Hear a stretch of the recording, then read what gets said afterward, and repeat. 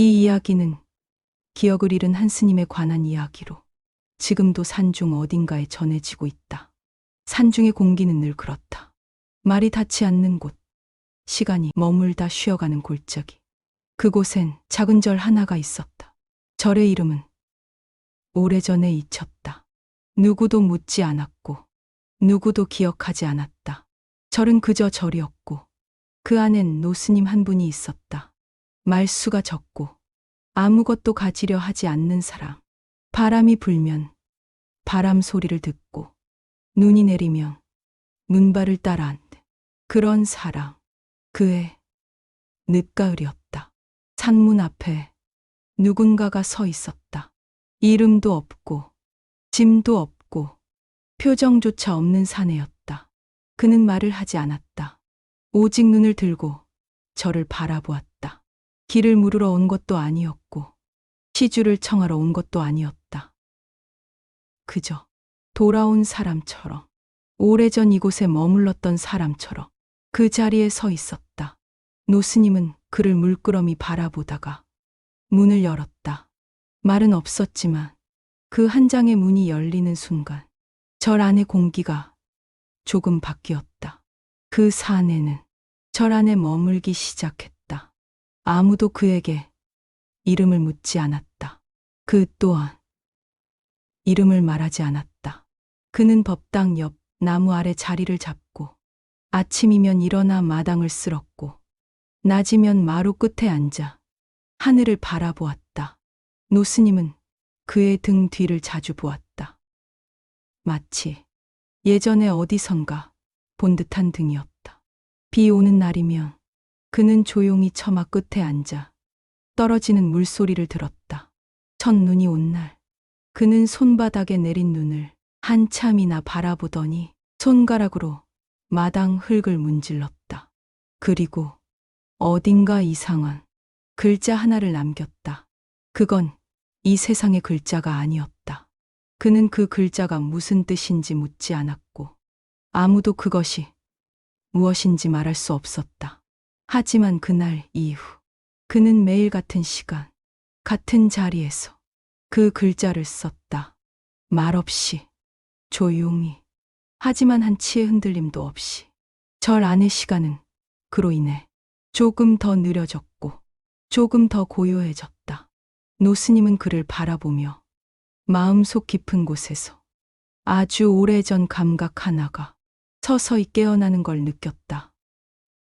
그건 그를 본 적 있다는 느낌이 아니었다. 그보다는 그가 다시 왔다는 묘한, 아주 묵직한 예감이었다. 하지만 스스로에게도 그 말은 하지 않았다. 그저 조용히 그가 앉아있는 마당을 매일 걸을 뿐이었다. 그의 겨울은 유난히 조용했다. 그리고 그 침묵 속에서 무언가 아주 오래된 이야기가 다시 시작되고 있었다. 그는 매일 같은 시간에 일어났다. 새벽 어둠이 아직 산의 발끝에 남아있을 때 그는 마당을 쓸었다. 바람이 지나간 자리를 쓸고 낙엽이 내려온 자리를 쓸었다. 그리고 또 그 자리를 지나 바람이 불면 그는 다시 쓸었다. 누구도 시키지 않았고 어디에도 법도는 없었지만 그는 정해진 듯 움직였다. 절엔 법문이 없었다. 가르침도 없었고 청하는 자도 없었다. 하지만 이상했다. 그가 들어온 뒤로 절 안의 바람 소리가 달라졌다. 기왓장 사이로 스치는 바람이 어딘가 더 깊어졌고 풍경이 울리는 소리도 조금 더 오래 머무는 듯했다. 스님은 말이 없었다. 법당에 앉아도 마당에 서 있어도 누가 말을 걸어도 그는 고개를 살짝 기울일 뿐이었다. 하지만 그 고개 기울임 속에는 말보다 더 많은 것이 담겨 있었다. 어떤 날은 아이 하나가 절에 올라와 그 곁에 앉았다. 왜 매일 거기 앉아요? 아이는 물었다. 그는 대답하지 않았다.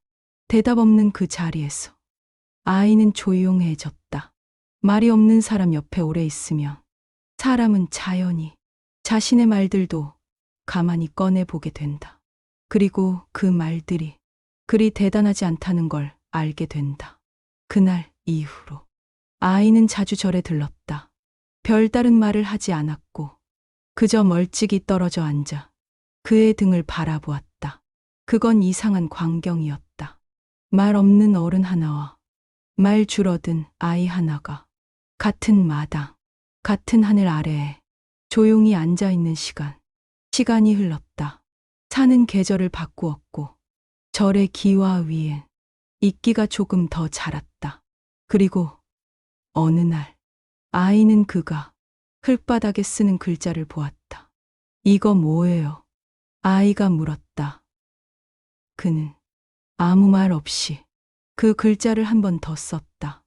같은 글자, 똑같은 손짓. 다만 조금 더 천천히. 그 글자는 이상한 것이었다. 처음 보는 형태였고 익숙하지 않은 방향이었다. 아이는 이해하지 못했다. 하지만 괜히 입을 다물었다. 그 글자를 보는 순간 말을 하면 무언가 사라질 것 같았기 때문이었다. 그 순간부터 아이는 그를 스님이라 부르지 않았다. 이름도 호칭도 없이 그는 그저 그였다. 그는 말이 없었고 이유도 없었고 단지 거기에 있었다. 그리고 그렇게 더 깊은 시간이 절 안에 천천히 스며들고 있었다. 그가 쓰는 글자는 이상한 기운을 머금고 있었다. 형체는 분명했지만 누구도 읽을 수 없었고 뜻도 짐작할 수 없었다. 마치 누군가가 무언가를 단게 쓴 것이 아니라 처음부터 그런 모양으로 생겨난 것 같았다. 그 글자는 마당의 흙 위에만 쓰였다. 돌판 위에도 아니고 종이에도 아니었다. 그는 손가락 끝으로 그 글자를 매일 한 번만 천천히 그렸다. 아이도 노스님도 그 글자를 흉내 내어 보려 했지만 희미하게 따라할 수는 있어도 그처럼 그릴 수는 없었다. 어딘가 움직임이 달랐다. 처음엔 단순한 호기심이었다. 하지만 시간이 흐를수록 그 글자엔 어떤 울림이 생겨났다. 그건 설명할 수 없는 조용한 파문 같았다. 그 글자를 보는 날 아이의 말수가 더 줄었다. 그 글자를 따라 그리고 난 뒤 노스님은 법당에서 더 오래 머물렀다. 마당에서 말없이 그 모습을 지켜보던 절의 다른 이들도 언젠가부터 그 글자 근처엔 발을 들이지 않았다. 그건 금기가 아니었고 명령도 아니었다. 그냥 그곳은 그런 곳이 되어버린 것이었다. 노스님은 밤마다 그 글자의 모양을 떠올렸다. 왠지 모르게 그 글자를 한 번쯤은 본 기억이 있었다. 그는 절 안 깊숙이 쌓인 경전들을 꺼냈다. 손때 묻은 판봉, 잊혀진 주석들, 찢어진 표지, 그리고 어느 장경판에 마지막 장, 거의 달아 보이지 않는 음각에서 그는 그 글자와 비슷한 문양 하나를 발견한다. 거기엔 이렇게 쓰여 있었다. 그는 돌아올 것이다. 이름 없이, 기억 없이, 다만 진리를 품은 자로. 그 문장을 읽는 순간 노스님은 숨을 멈췄다. 그 순간 마당에서 풍경 소리가 울렸다. 길게, 그리고 유난히 낮게. 노스님은 고개를 들었다. 그 글자와 함께 조용히 마당을 쓸고 있는 그의 모습이 이상하게 멀게 보였다. 마치 그는 그곳에 있지만 이미 저 너머로 향하고 있는 것 같았다. 그날 이후 노스님은 더 이상 그 글자에 대해 묻지 않았다. 그리고 아이도 자신의 손끝으로 그 글자를 그려보려는 시도를 자연히 멈췄다. 그저 흙 위에 쓰여지고 사라지는 그 무언가를 바라보며 모두가 자신 안에 어떤 공백을 들여다보게 되었다. 말은 없었고 뜻은 없었지만 그 글자는 절 안에 가장 조용하고 가장 무거운 가르침처럼 하루하루 새겨지고 있었다. 늦은 밤, 불도 꺼지고 절 안에 바람마저 조용할 때면 노스님은 자주 깨어 있었다. 젊었을 때는 그런 밤이 두려웠다. 침묵은 마음속에 남겨진 말들을 하나하나 꺼내오게 만들었고 그 말들은 대개 지우고 싶은 것들이었으니까. 하지만 지금은 달랐다. 오히려 침묵은 무언가를 보여주기 시작했다. 그날도 그랬다. 노스님은 잠에서 깨 마당을 바라보다가 문득 오래전 어느 날이 떠올랐다. 그는 젊은 시절 한 큰 스님의 곁에 머물렀던 적이 있었다. 그 큰 스님 곁에도 말이 없던 자 하나가 있었다. 그도 이름이 없었고 어디서 왔는지 말하지 않았으며 매일 흙 위에 이상한 문양을 그려 넣었다. 지금 절에 있는 그 사내처럼. 노스님은 그때 그를 이상한 눈으로 바라봤었다. 마치 사람 같지 않은 기움. 말이 없는데 말을 듣는 것 같은 기움. 언제부터 거기 있었는지도 모를 낯익은 낯선. 그가 떠난 뒤 큰 스님은 한마디만 남겼다. 그는 다시 올 것이다. 노스님은 그 말을 오랫동안 기억했다. 그러나 동시에 잊은 척도 했다. 그게 무슨 뜻인지, 누가 돌아온다는 말인지 그때는 감히 묻지 못했으니까. 하지만 지금 눈앞의 사내를 보며 그 기억은 점점 뚜렷해지고 있었다. 흙 위에 그려지는 글자, 낯선 듯 반복되는 손의 움직임, 계절을 타지 않는 시간 감각. 그 모두가 그때 그 사람과 겹쳤다. 노스님은 다시 장경판을 펼쳤다. 몇 번이고 훑고 또 훑다. 그 문장을 다시 찾아냈다. 그는 돌아올 것이다. 이름 없이, 기억 없이, 다만 진리를 품은 자로. 노스님은 그 문장을 손으로 덮고 조용히 눈을 감았다. 그 문장은 누구에게도 보여주지 않았다. 말하지도 않았다. 누군가에게 말로 옮기는 순간 그 문장은 그저 문장이 되어버릴 것 같았기 때문이다. 그는 알았다. 지금 절에 있는 그 사내는 그저 우연히 이곳을 지나온 이가 아니다. 그는 돌아온 자였다. 기억을 품은 채 돌아온 것이 아니라 기억을 버린 채 다시 배움을 걸으며 되돌아온 자. 그는 말이 없었고 그래서 더욱 깊었다.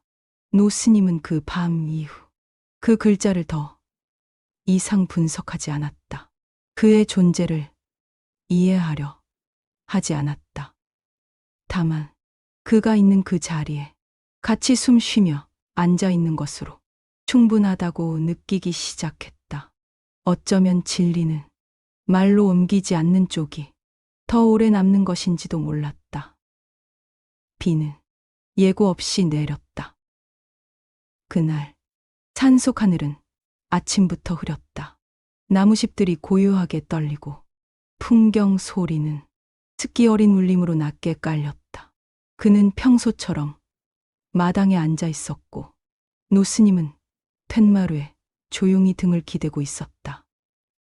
그러다 첫 빗방울이 나뭇가지 위에 닿았다. 텁텁하고 무거운 그 속에서 비는 점점 거세졌다. 금세 저를 감싸는 공기가 흐르고 떨리고 무너지는 소리로 바뀌었다. 하늘이 터졌고 산이 젖어갔다.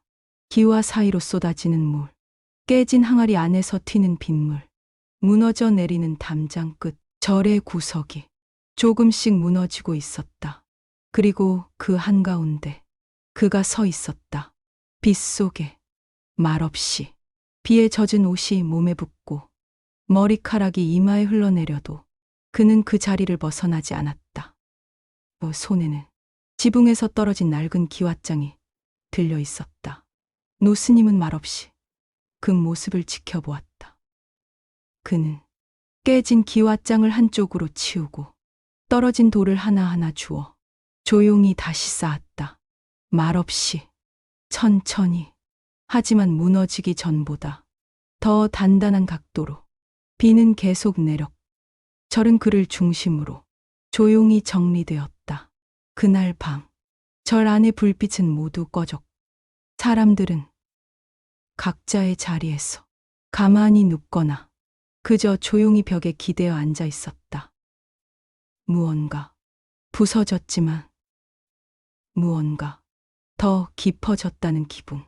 그는 침묵으로 저를 다시 세웠고 그것은 말로 전해지는 것보다 더 오래 남았다. 아이도 노스님도 그날의 그 빛 속에서 그를 바라보던 순간을 오래도록 잊지 못했다. 누군가는 그를 도움을 준 사람이라고 말했지만 노스님은 그렇게 생각하지 않았다. 그는 그저 그 순간 그 자리에 있었을 뿐이었다. 그리고 그 있음이 가장 많은 것을 바꾸었다. 그날 이후 절의 소리는 달라졌다.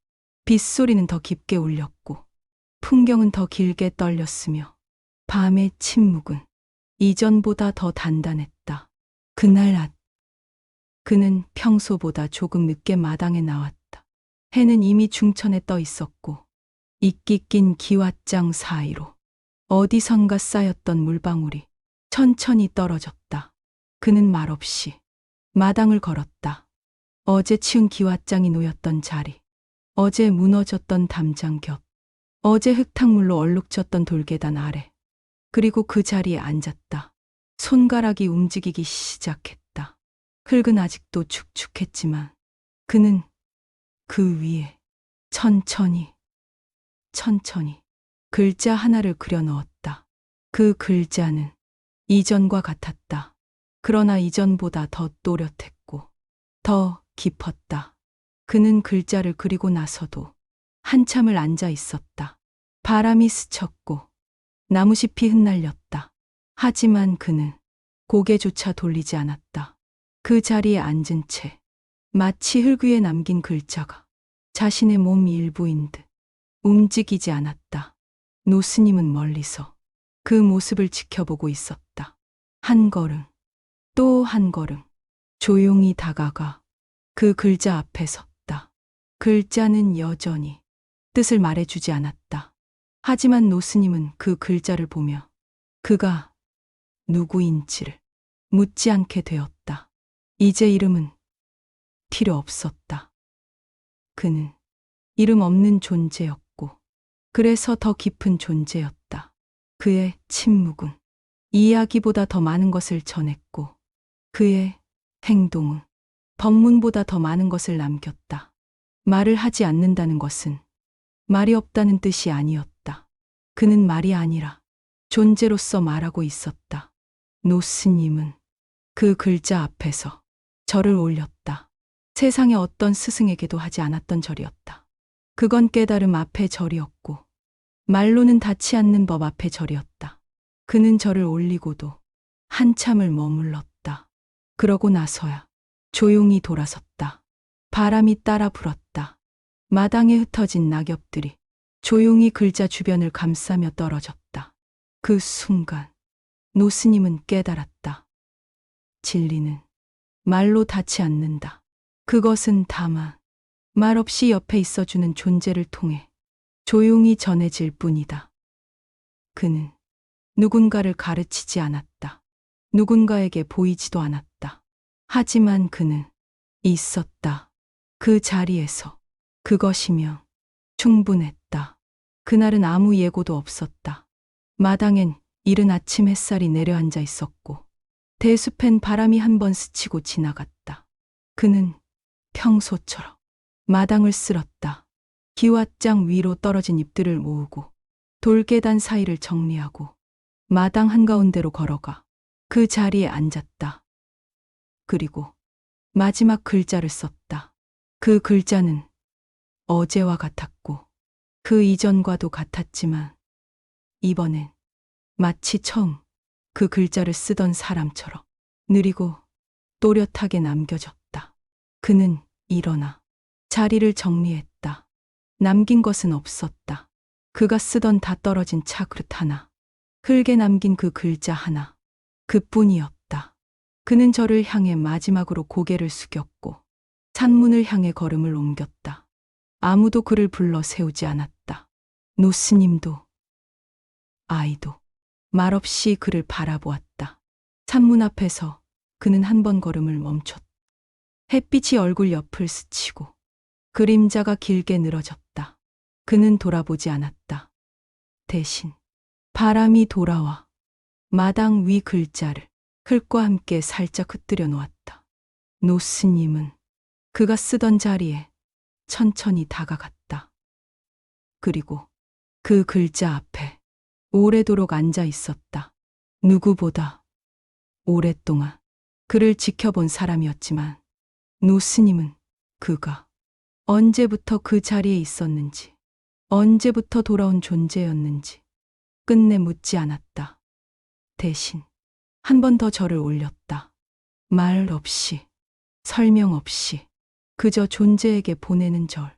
그 절은 물결처럼 조용히 퍼졌고 절 안의 시간은 다시 천천히 흘렀다. 그는 떠났다. 그러나 사라지지 않았다. 그가 남긴 글자는 며칠 후 비에 씻겨 사라졌지만 그 자리에 앉는 이들은 그 흔적을 본 것처럼 잠시 멈춰 앉아 가만히 하늘을 바라보았다. 떠남은 사라짐이 아니었다. 때로는 가장 조용한 가르침이었다. 몇 해가 흘렀다. 절은 여전히 그 자리에 있었다. 기와 위엔 이끼가 조금 더 자랐고 대숲의 바람은 더 낮고 깊은 소리를 냈다. 사람들은 종종 절을 들렀지만 오래 머무는 이는 없었다. 노스님은 변함없이 매일 아침 마당을 걸었다. 그가 떠난 자리 앞에서 가만히 멈춰 서는 일도 언제부턴가 습관이 되었다. 어느 날 아이 하나가 절에 올라왔다. 낯선 얼굴이었다. 하지만 어딘가 익숙했다. 눈이 깊었고 말수가 적었으며 절의 공기를 마치 오래전부터 알았던 것처럼 숨 쉬고 있었다.